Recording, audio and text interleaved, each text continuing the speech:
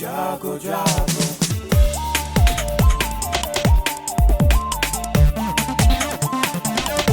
Radio जागो जागो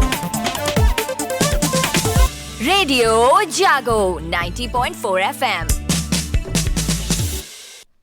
radio जागो 90.4 एफएम देश की आज़ादी के 75वें साल में जो आज़ादी का अमृत महोत्सव मनाया जा रहा है, उस दिशा में एक नई कड़ी जोड़ने का काम किया है। और वो ये है कि जो नारा दिया गया है, देश की मिट्टी किसके काम आएगी, ये नारा है कि हमारा हरदोई और हमारे हरदोई के लोग जिन्होंने स्वतंत्रता संग्राम के आंदोलन में अपना महत्वपूर्ण योगदान दिया। देश की आज़ादी के लिए जो आंदोलन वर्षों चला, उसमें बहुत से ऐसे कड़ियां जुड़ती गईं जिसने इस आंदोलन को गति देने का काम किया।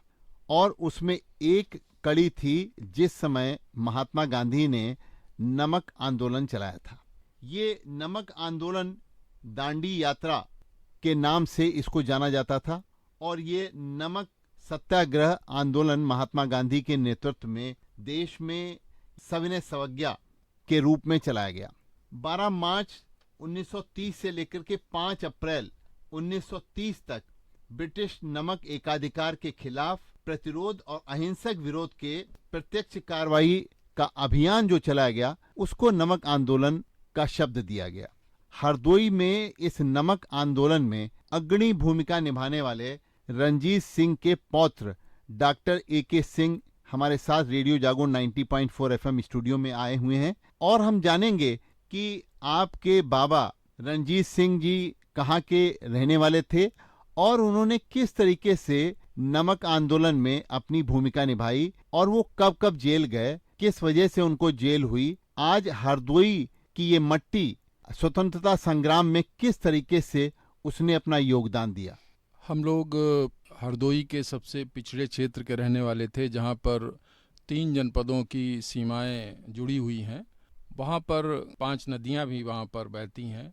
तो ऐसी कंडीशन में भी जो नमक आंदोलन चला, तो उससे ओतप्रोत होके हमारे बाबा जी इससे प्रभावित होकर और उसमें भाग लिया उन्होंने। और धीरे धीरे उन्होंने अपनी फर्रुखाबाद में और हरदोई में टीम बना ली और उस टीम के माध्यम से काफ़ी आंदोलन में भाग लिए। और सबसे बड़ी उनकी विशेषता थी कि वो कहते थे कि अगर हम आंतरिक रूप से मजबूत हैं और तभी हम कोई भी कार्य अच्छे से कर सकते हैं। और उस समय सभी जानते ही हैं कि हम लोग कितने गुलाम थे और उस समय कुछ आवाज़ निकालना भी अंग्रेज़ों के विरुद्ध सबसे बड़ा जुर्म होता था। और अगर कोई एक चौकीदार भी गांव का चला जाता था तो उसके प्रति बड़ी क्रूरता से कार्रवाई की जाती थी। इसलिए कोई उस समय निडर होकर अपनी बात नहीं कह पाता था।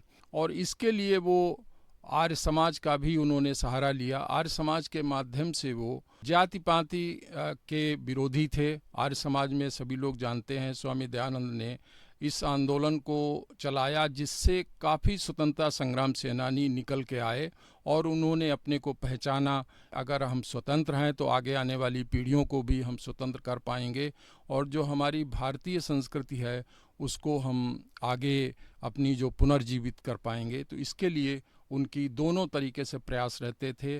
धार्मिक भी अप्रोच करते थे और उसके माध्यम से संगठन बनाते थे। उसके बाद में अपनी देश के प्रति वो अपनी भावनाओं को रखते थे और उससे ओतप्रोत होके सभी प्रभावित होके उनका साथ देते थे। डॉक्टर साहब, ये आपके बाबा स्वर्गीय रणजीत सिंह जी, किस गांव में उनका जन्म हुआ था और कब जन्म हुआ था, उसके बाद में उनकी शिक्षा कहाँ ग्रहण हुई और फिर उन्होंने किस साल में जो है उनको किस आंदोलन में जेल हुई? उनका जन्म ग्राम गौरिया, थाना हरपालपुर, जो आजकल तहसील सवाजपुर में था, उसमें वहाँ पे जन्म हुआ था। और हमारे बाबा जी 2 भाई थे। बड़े भाई श्री लालता सिंह जी थे और छोटे ये थे श्री रणजीत सिंह जी। और हमारे बाबा जी के पिताजी का नाम स्वर्गीय श्री चंदन सिंह था। और गौरिया फर्रुखाबाद और हरदोई के बॉर्डर पे स्थित है, जहाँ पे रामगंगा नदी के किनारे वहाँ पे रहते थे हम लोग।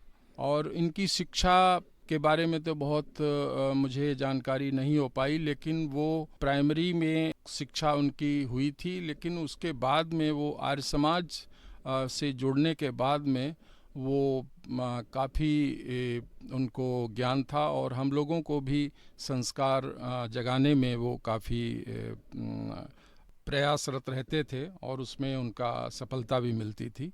तो ऐसा नहीं लगता था कि वो कहीं उन्होंने शिक्षा नहीं पाई है। वो हर तरीके से लिख भी लेते थे, संस्कृत, हिंदी और इंग्लिश भी जानते थे, लेकिन वो शिक्षा के बाद में, प्राइमरी के बाद में उनकी शिक्षा कहीं नहीं हो पाई, क्योंकि वो स्वतंत्रता आंदोलन से जुड़ गए थे।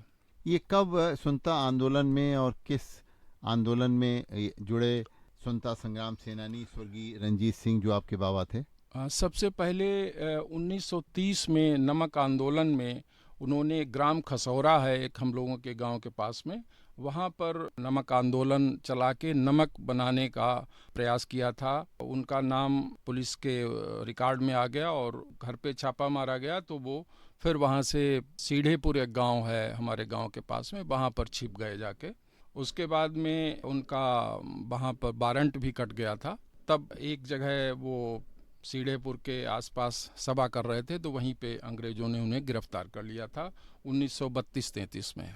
तो कितने सजा हुई थी उनको? और उनको लगभग, जो हमारे पास सर्टिफिकेट मौजूद था उसमें 6 महीने के आसपास हुई थी और 10 रुपए का अर्थदंड भी लगा था। और आपको क्या याद है, उनकी कौन से स्मरण है जो आपको समझते हैं कि आज की नई पीढ़ी को जानना चाहिए? क्योंकि हमारे ख्याल में जब उनका देहांत हुआ तब आप शायद हाई स्कूल में रहे होंगे। जी नहीं, मैं इंटर में था। अच्छा, इंटरव्यू। तब तो आप पूरी तरीके से जागरूक थे। जी, उनका मुख्य उद्देश्य रहता था कि व्यक्ति को सचरित्र होना चाहिए और अनुशासित होना चाहिए, और चरित्र और अनुशासन ये हमें आर्य समाज के स्वामी दयानंद ने जो सत्यार्थ प्रकाश, जो उनकी पुस्तक आज भी है और एक सभी के लिए मैं समझता हूँ कि उसको अध्ययन करना चाहिए। उसमें मनुष्य को कैसे अपना जो एक उम्र 100 वर्ष मानी गई है कि किस हिसाब से उसको अपने जीवन को बांधना चाहिए, किस तरीके से जीवन जीना चाहिए, इसके बारे में वो हमेशा बताते थे। और उनका सबसे जो मुझे आज याद है, हमें उन्होंने सुबह जो हवन करते हैं उसके मंत्र कंठस्थ करा दिए थे, और शाम को उन्होंने कहा था कि संध्या जब होती है तब भी मंत्र होते हैं, और अपने को एकांत में बैठ के सोचना चाहिए कि आज हमने दिन भर क्या काम किया और क्या अच्छा किया और क्या हमसे गलती हो गई तो उसको सुधारना चाहिए। और उस प्रकृति को जिसने हमें पैदा किया, जो हमें ऊर्जा देती है, उसके प्रति हम आभार व्यक्त करें और हमारी रात्रि में अच्छी नींद आए, तो इसके बारे में वो हमेशा, और खान पान के बारे में भी बहुत जागरूक रहते थे।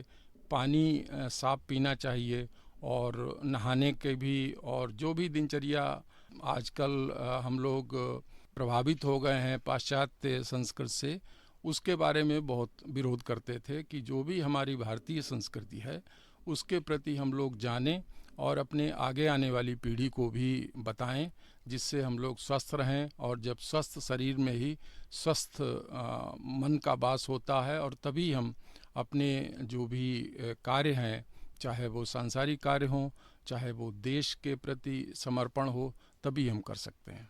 देखिए डॉक्टर साहब, आपने बहुत अच्छी रोचक घटनाएं बताई और वो बातें बताई जो आज नई युवा पीढ़ी को जानना चाहिए। डॉक्टर साहब, आपके पिताजी में उनके संस्कार और गुण आए, हमारा उनसे काफ़ी मेल जोल रहा आपके पिताजी से।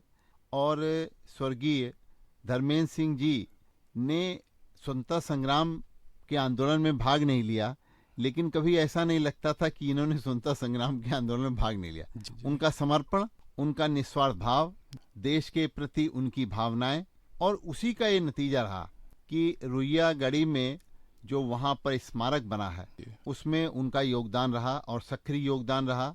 और उसके अलावा उन्होंने स्वतंत्रता संग्राम में हरदोई के क्या योगदान रहा, किन लोगों ने योगदान किया, ये बहुत बड़ा संकलन उन्होंने तैयार किया। और उनकी ये पुस्तकें, एक तो उन्होंने पुस्तक स्वतंत्रता संग्राम एवं सेनानी, और 2 भाग इसके लिखे, 1 भाग और 2 भाग। आज इस पुस्तक के अलावा हरदोई में कोई कहीं लिपिबद्ध संकलन नहीं है स्वतंत्रता संग्राम में जिन लोगों ने अपनी अपनी भूमिका निभाई। वो क्या भूमिका थी, वो कौन लोग थे, वो किस गांव के रहने वाले थे। आज भी हम देखते हैं जिला प्रशासन को भी कभी आवश्यकता होती है तो उन पुस्तकों का सहारा लेता है। तो आपने जो ये बात बताई, ये आज नई पीढ़ी को बहुत अच्छी जान लेने की आवश्यकता है कि संस्कार कभी जो हैं वो आदमी के छुपते नहीं और संस्कारों से उसका व्यक्तित्व जाना जाता है। जो आपके बाबा स्वर्गीय स्वतंत्रता संग्राम सेनानी रणजीत सिंह ने जो योगदान दिया, उस योगदान के वजह से ही वो संस्कार उनके पुत्र में आ गए, आपके पिता स्वर्गीय धर्मेंद्र सिंह जी के अंदर।